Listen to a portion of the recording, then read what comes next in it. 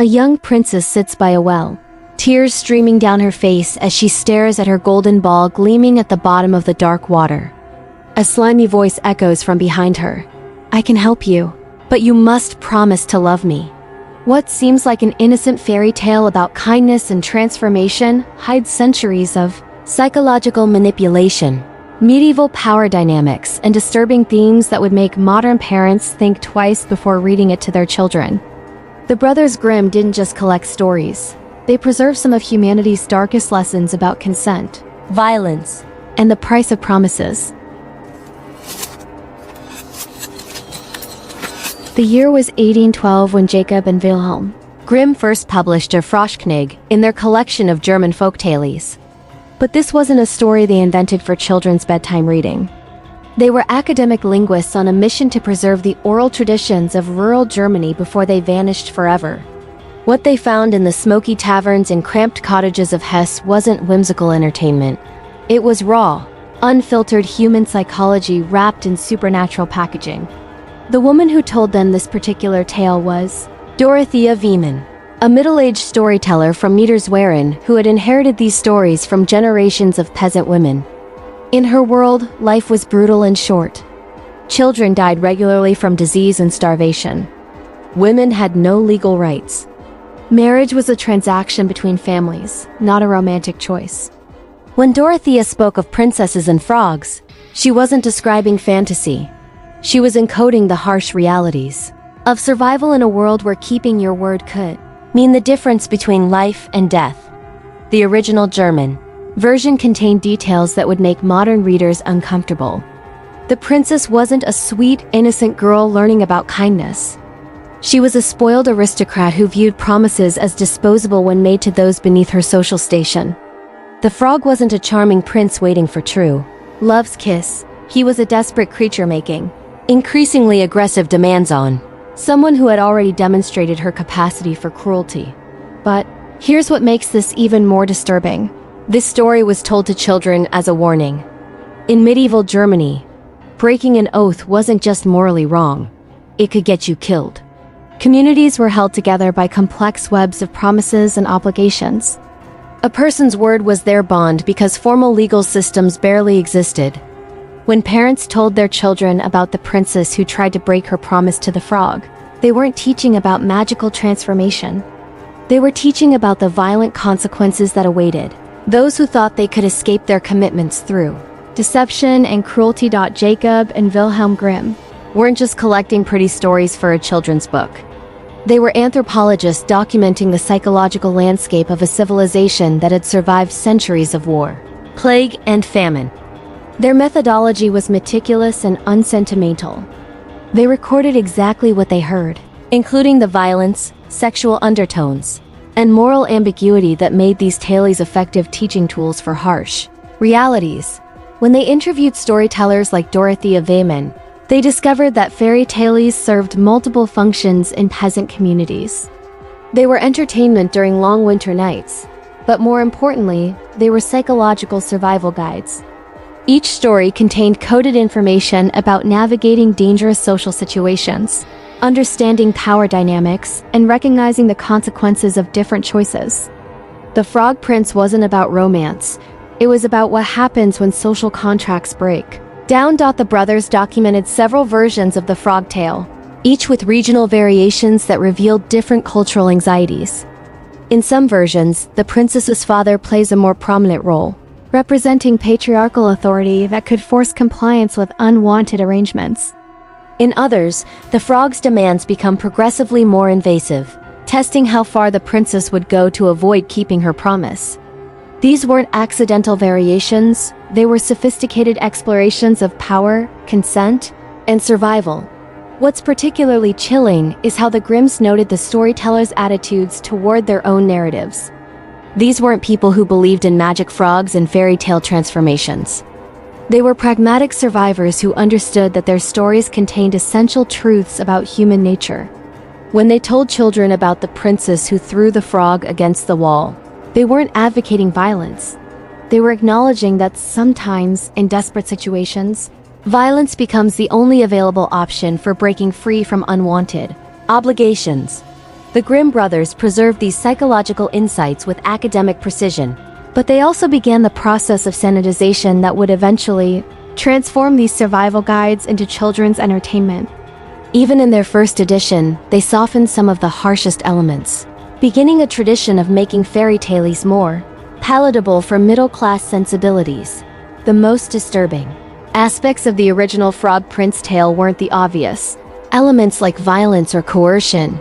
They were the subtle psychological dynamics that modern versions have completely erased. In the earliest versions collected by the Grimms, the story contained explicit references to the princess's sexual anxiety and the frog's predatory behavior that went far beyond simple requests for companionship. The original frog didn't just want to eat from the prince's plate and sleep in her bed. He demanded specific forms of physical intimacy that would have been clearly understood by medieval audiences as sexual in nature. The princess's revulsion wasn't just about his amphibian appearance. It was about being forced into physical contact with a creature that represented everything she found disgusting and threatening. When the frog insisted on sleeping in her bed, he wasn't asking for a place to rest.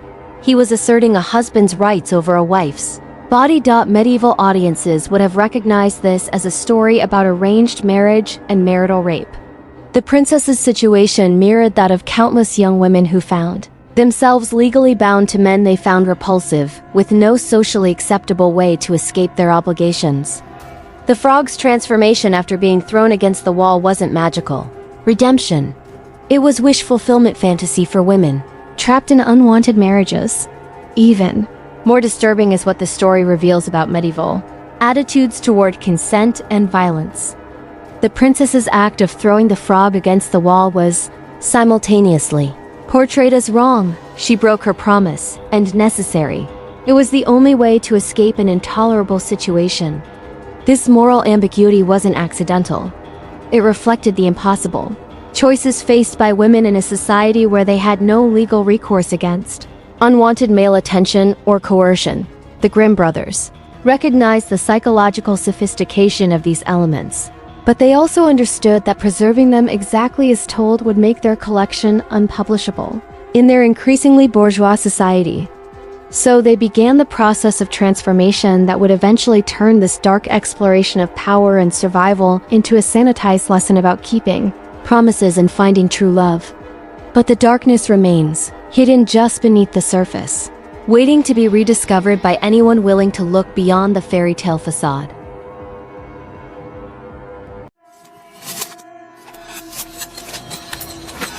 Modern retellings have transformed the princess into a sympathetic figure, a young woman learning valuable lessons about keeping promises and looking beyond appearances. But this interpretation requires ignoring everything the original text actually tells us about her character. From the very first lines of the Grimm version, we meet someone whose behavior is consistently selfish, manipulative, and cruel. The story opens with the princess playing alone with her golden ball, the most expensive toy imaginable in medieval times. This wasn't a child with a simple plaything. This was aristocratic privilege made manifest. When she drops the ball into the well, her immediate response isn't to accept responsibility or ask for help politely. She begins crying dramatically, not from genuine sadness, but from frustrated entitlement. She's never been told no in her life, and the idea that she might not get what she wants is genuinely incomprehensible to her. When the frog offers to retrieve her ball, she doesn't hesitate to make promises she has no intention of keeping. This isn't innocent naivety, it's calculated deception. She knows exactly what she's doing when she agrees to let him eat from her plate, sleep in her bed, and be her companion. She's making a transaction she believes she can escape through her superior social position. In her mind, promises made to inferior creatures don't count. Her behavior after retrieving the ball reveals her true nature. She doesn't just forget about the frog, she actively runs away, hoping to escape her obligations through simple avoidance. When he follows her to the palace, she doesn't feel guilt or embarrassment about breaking her word. She feels annoyed that her scheme hasn't worked. She's not a victim of unfortunate circumstances. She's a con artist whose mark has refused to stay conned. The most telling moment comes when her father asks about the frog's presence. She could tell the truth and accept the consequences of her actions. Instead, she lies, portraying herself as the victim of the frog's unreasonable demands. She deliberately manipulates her father's protective instincts, hoping to use his authority to solve a problem created by her own dishonesty. This isn't the behavior of an innocent girl, learning hard lessons. It's the calculated manipulation of a skilled narcissist. What makes the princess truly disturbing isn't her initial selfishness, it's how her behavior escalates as the frog continues to hold her accountable for her promises. Each interaction reveals new depths of cruelty and entitlement that would be recognizable to anyone who has dealt with narcissistic personality disorder. When forced by her father to honor her agreement, she doesn't accept the situation gracefully or try to make the best of it. Instead, she begins a campaign of passive-aggressive torture designed to make the frog so miserable that he'll release her from her obligations voluntarily. She allows him to eat from her plate, but makes it clear through her expressions and body language how disgusting she finds his presence.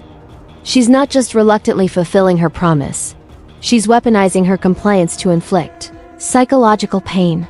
The escalation becomes more obvious when the frog asks to sleep in her bed. This is the moment when many modern readers begin to sympathize with the princess, assuming that her revulsion is natural and her resistance justified. But the original text makes it clear that she agreed to this arrangement before she received any help. She's not being asked to accept new terms. She's being held to the agreement she voluntarily made. Her horror isn't about unexpected demands. It's about being forced to face the consequences of her own choices. Her behavior in the bedroom reveals the full extent of her psychological cruelty.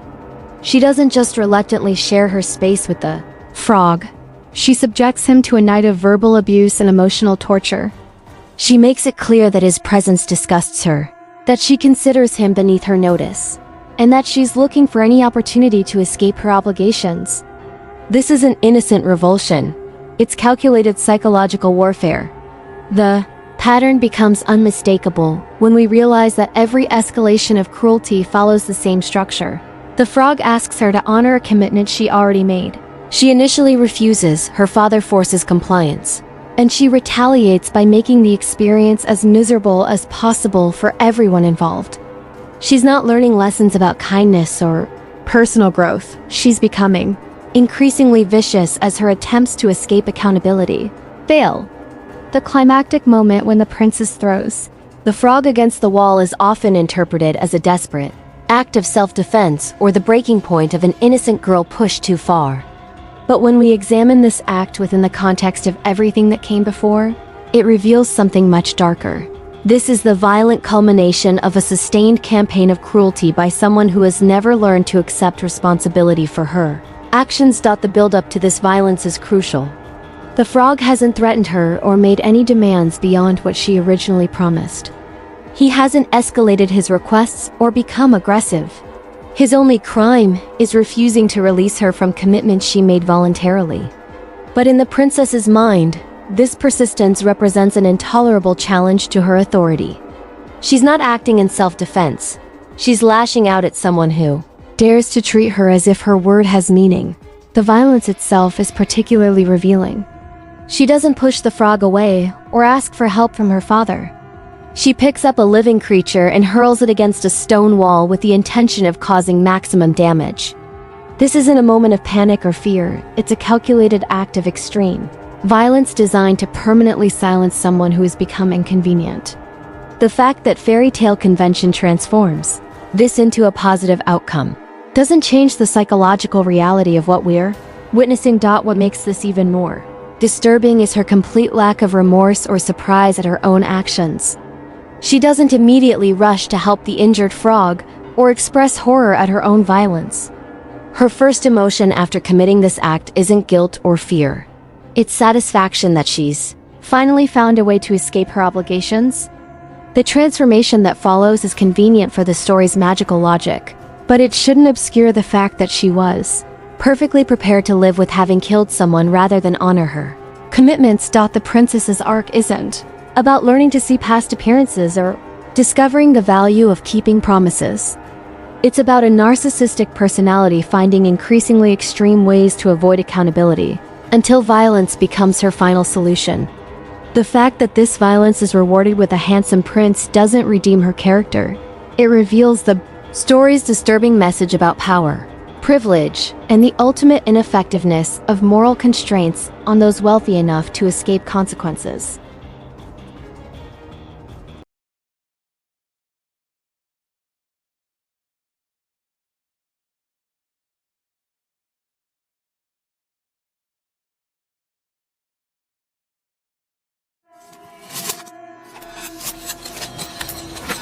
In our sanitized modern versions of the Frog Prince, transformation happens through a gentle kiss, an act of love conquering disgust.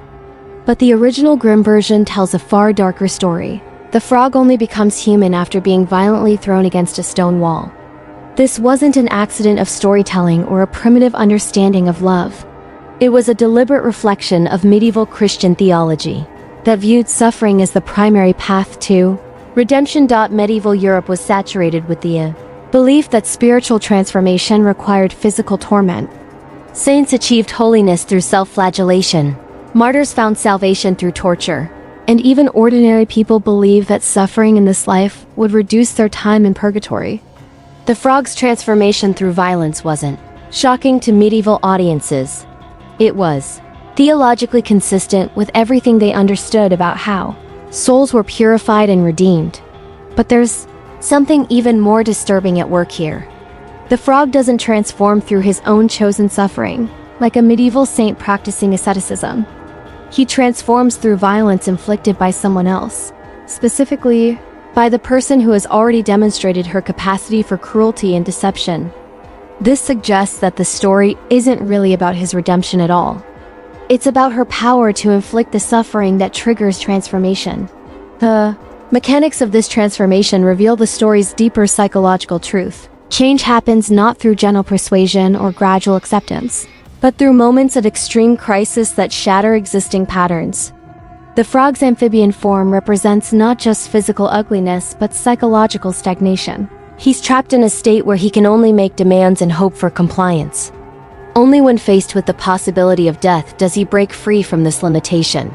This connects to broader medieval understandings of human nature. People were seen as fundamentally resistant to change, requiring external force to overcome their natural inertia. The frog's transformation through violence validates this worldview. He needed to experience the ultimate threat to his existence before he could access his true nature. The princess's act of throwing him against the wall isn't cruelty in this context. It's the necessary catalyst for his spiritual breakthrough. She becomes, in essence, an unwitting instrument of divine will. Modern psychology recognizes that traumatic experiences can sometimes trigger profound personality changes, though we're much more cautious about romanticizing this process. The frog's transformation through near-death experience reflects an understanding of human psychology that was surprisingly sophisticated for its time, even as it was wrapped in magical thinking. The violence of the princess's action represents more than just physical force. It's the complete destruction of the frog's existing relationship dynamics. Throughout the story, he's been operating from a position of supplication, asking for favors and hoping for kindness. When she throws him against the wall, she definitively ends any possibility of continuing this pattern. He can no longer hope that patience and persistence will eventually win her over. The violence forces him to confront the reality that his current approach has failed, catastrophically. This psychological breakthrough explains why the transformation happens at this specific moment. The frog has been stuck in a cycle of making requests and accepting rejection, gradually escalating his demands but never fundamentally changing his strategy. The shock of nearly being killed forces him to. The Frog Prince operates on a fundamental assumption that would be deeply disturbing to modern audiences. Once a woman makes a promise to a man, she has no right to withdraw her consent, regardless of how she feels about the arrangement or what new information emerges. The story presents this as natural law rather than social convention, but medieval audiences would have recognized it as a direct allegory for the marriage contracts that govern their own lives. When the princess agrees to the frog's terms, She enters into what medieval society would have recognized as a binding betrothal. Her subsequent attempts to escape this agreement aren't portrayed as a woman changing her mind or discovering incompatibility. They're presented as moral failure and breach of contract. The story never suggests that she has the right to withdraw her consent, only that she has the obligation to honor her original commitment regardless of how she feels about it. This reflects the medieval understanding of marriage as a property transaction rather than a romantic relationship. Women were expected to honor arrangements made on their behalf by fathers, guardians, or in this case, themselves, regardless of their personal feelings or desires. The princess's revulsion at the frogs' appearance and behavior isn't presented as valid grounds for reconsidering the arrangement. It's presented as shallow prejudice that she needs to overcome through moral growth. Her father's role in enforcing this arrangement adds another layer of disturbing realism. When she tries to escape her obligations, he doesn't investigate whether the terms were fairly negotiated or whether she was coerced into agreement. He simply demands that she honor her commitment because breaking promises reflects poorly on the family's honor.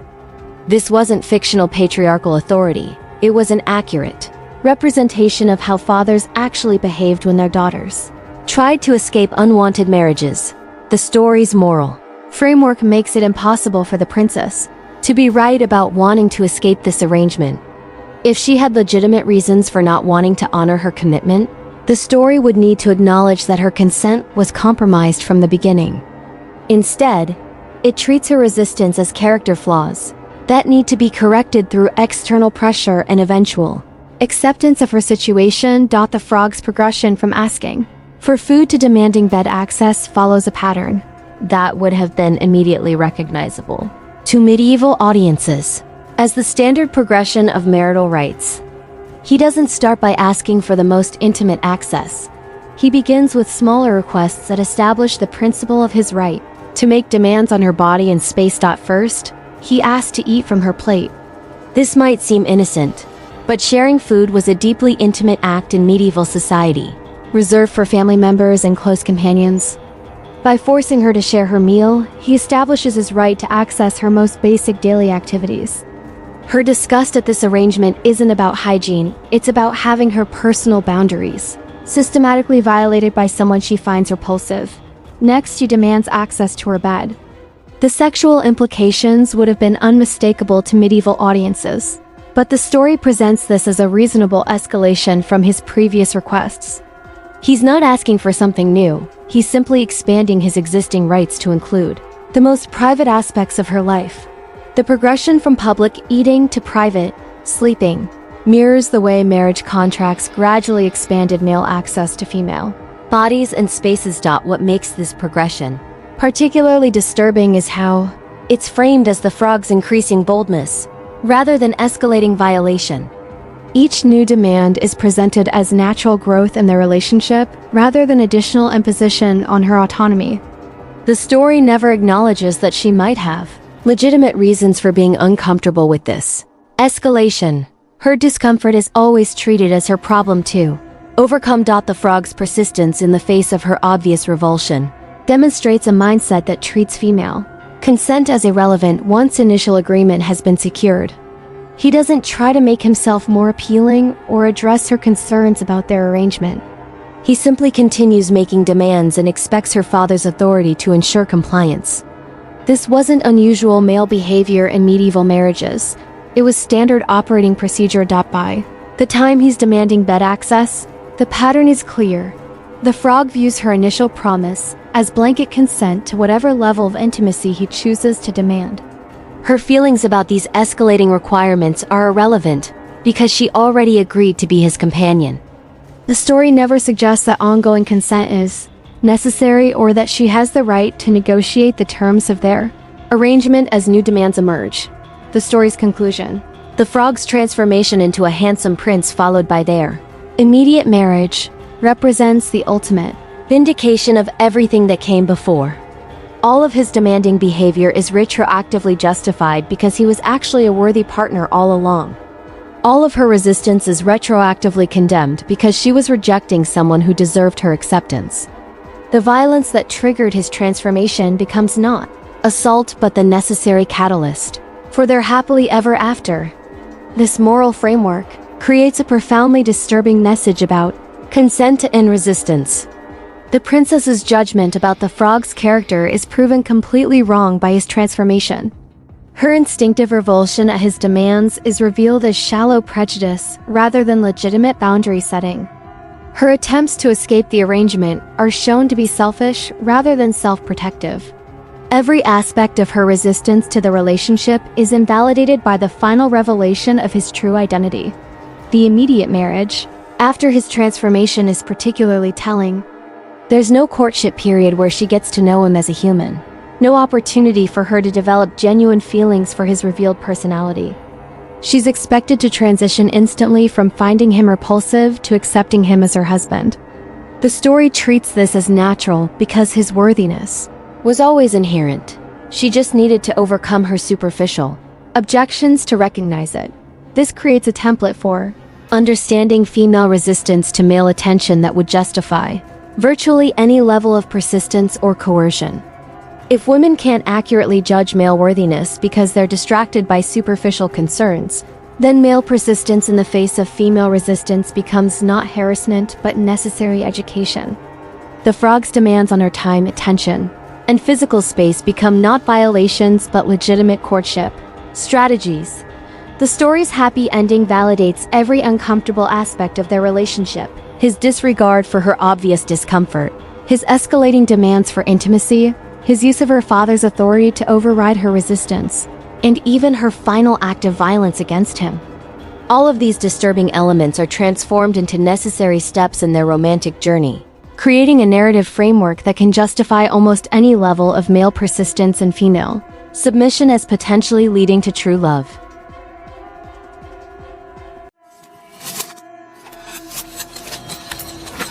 When Disney and other modern adaptations transformed the violent transformation scene into true love's kiss, they thought they were making the story more appropriate for children.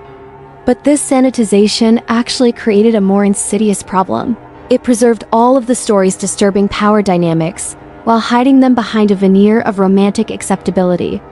Modern children are still learning the same lessons about persistence, consent, and transformation. They're just learning them in ways that are harder to recognize and critique. The kiss transformation creates a particularly problematic message because it suggests that the princess's change of heart is voluntary and romantic, rather than coerced through violence. In the original version, her violent act was clearly wrong, even if it produced positive results. But when her acceptance is portrayed as chosen love, it validates everything that led to that moment. The frog's persistence stops looking like harassment and starts looking like romantic devotion. That was eventually rewarded. This sanitization removes the story's original moral complexity and replaces it with false simplicity. Medieval audiences understood that the princess's violence was morally questionable, even if it was practically effective. Modern audiences are encouraged to see her acceptance as personal growth and moral development. The ethical ambiguity that made the original story psychologically interesting is replaced with clear-cut lessons about looking beyond appearances and keeping promises, but the underlying power dynamics remain unchanged. The frog still makes escalating demands on her time and attention. She still tries to escape through deception and avoidance. Her father still forces compliance with arrangements she finds uncomfortable. The only difference is that these elements are now presented as romantic comedy rather than dark psychological drama.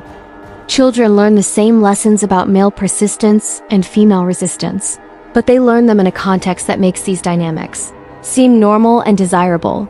The sanitized version also eliminates any possibility of questioning the story's fundamental assumptions about consent and obligation. When transformation happens through violence, audiences can at least recognize that something disturbing has occurred. When it happens through love, the entire sequence of events is validated as ultimately positive. Modern children don't learn to question persistent male attention or escalating demands for intimacy. They learn to see these as potentially romantic rather than potentially dangerous. The Frog Prince continues to shape modern relationships in ways that most people don't recognize. creating templates for behavior that feel natural and inevitable, rather than learned and culturally specific. The story provides a script for male pursuit and female resistance that plays out in countless contemporary interactions, from elementary school crushes to adult dating scenarios where persistence is confused with romantic dedication. Modern dating culture is full of frog prince Scenarios where women are expected to give persistent suitors a chance regardless of their initial feelings. The cultural pressure to look beyond appearances and get to know someone before judging often translates into expectations that women should ignore their instinctive responses to unwanted attention. Men learn that female rejection is just an obstacle to overcome rather than a boundary to respect, while women learn that their initial judgments might be shallow or unfair. Social media has amplified these dynamics exponentially. Digital platforms make persistence easier and more socially acceptable. Repeated messages, friend requests, and attempts to connect can be framed as showing genuine interest rather than ignoring clear signals of disinterest. The transformation element of the story translates into beliefs about potential. Maybe he just needs the right opportunity to show his true self. Maybe she just needs more time to recognize his worth. The story's framework also influences how we interpret violent or coercive behavior in relationships. When transformation follows crisis, it becomes easy to rationalize abuse as a necessary catalyst for positive change. Partners who engage in destructive behavior can frame their actions as ultimately beneficial for their relationship's growth. Victims of persistent harassment can be encouraged to consider whether they're being too harsh in their judgments or too quick to dismiss someone's potential. Perhaps most insidiously, the story creates expectations about female emotional labor in relationships. Just as the princess was expected to overcome her revulsion and learn to accept the frog, modern women are often expected to be the transformative force in relationships with problematic men. They're encouraged to see male potential rather than current behavior, to invest their emotional energy in helping men become better partners, rather than seeking partners who are already emotionally mature. These dynamics persist because they're embedded in a story structure that most people learned before they were old enough to analyze its implications critically. The most disturbing aspect of the Frog Prince's continued influence isn't how it shapes individual relationships, it's how it continues to inform our collective understanding of consent, transformation, and justice in ways that make toxic dynamics seem natural and inevitable. The story provides psychological templates that operate below conscious awareness, creating expectations and responses that feel like instinctive human nature rather than learned cultural patterns. The persistence template teaches that genuine desire requires male initiative and female resistance that must be overcome. This creates a framework where enthusiastic female consent seems artificial or insufficiently romantic, while reluctant female consent seems authentic and hard-won. The story suggests that the most meaningful relationships require men to prove their worth through sustained effort, and women to overcome their initial resistance through gradual acceptance. The transformation template encouraged people to focus on potential rather than current reality in relationship evaluation. The Frog Prince endures not because it teaches us comfortable lessons about love and transformation, but because it reveals uncomfortable truths about human nature that we're still reluctant to face. Stripping away centuries of sanitization and romantic reinterpretation, we're left with a story that operates as a psychological mirror, reflecting our capacity for manipulation, violence, and self-deception in ways that feel disturbingly familiar. The princess isn't a role model for personal growth. She's a case study in how privilege protects people from the consequences of their actions. Her journey from selfish manipulation to violent resolution to ultimate reward mirrors patterns we see repeatedly in our own society, where those with power and resources can break rules, harm others, and still emerge victorious. The story doesn't critique this dynamic. It normalizes it by wrapping it in magical thinking and romantic outcomes. The frog's transformation through violence reveals our deep cultural investment in the idea that positive change requires crisis and suffering. This belief system discourages us from developing healthier approaches to personal growth based on communication, self-reflection, and gradual development. Instead, we remain unconsciously attracted to dramatic confrontations and emotional breakthroughs that feel more meaningful than sustained effort and mutual respect. story we tell ourselves about the frog. Prince, that it's about looking beyond appearances and keeping Promises is itself a kind of transformation myth, We've changed a dark psychological portrait into a comfortable moral lesson, proving once again our remarkable ability to see what we want to see rather than what's actually there. But the original darkness remains, waiting to be acknowledged by anyone brave enough to look beneath the surface of our most beloved fairy tale lies. Asterisk. So here's the real question. What other stories are we telling ourselves that feel comforting on the surface, but hide much darker truths underneath? The Frog Prince isn't unique in this deception, it's just one example of how our most cherished cultural narratives often contain psychological patterns that we never consciously endorsed. Think about the fairy tales you grew up with, the movies that shaped your understanding of romance, the stories that taught you what love and relationships should look like. How many of them normalize persistence in the face of rejection? How many suggest that the right person can transform through crisis rather than choice? How many treat violence or coercion as acceptable if it leads to positive outcomes? These aren't just academic questions about old stories. These patterns live in our dating apps, our workplace dynamics, our family relationships, and our political systems. What stories are you ready to look at differently? What patterns are you prepared to recognize in your own life? The princess threw the frog against the wall and got exactly what she wanted. But maybe it's time we learned better ways to handle the promises we make, the people we encounter, and the transformations we truly need. If this exploration of fairy tale psychology resonated with you, there are hundreds of other stories waiting to be examined with the same critical eye. Subscribe to join me as we uncover the dark truths hidden in our most beloved cultural narratives. Because understanding where these psychological patterns come from is the first step toward choosing better ones.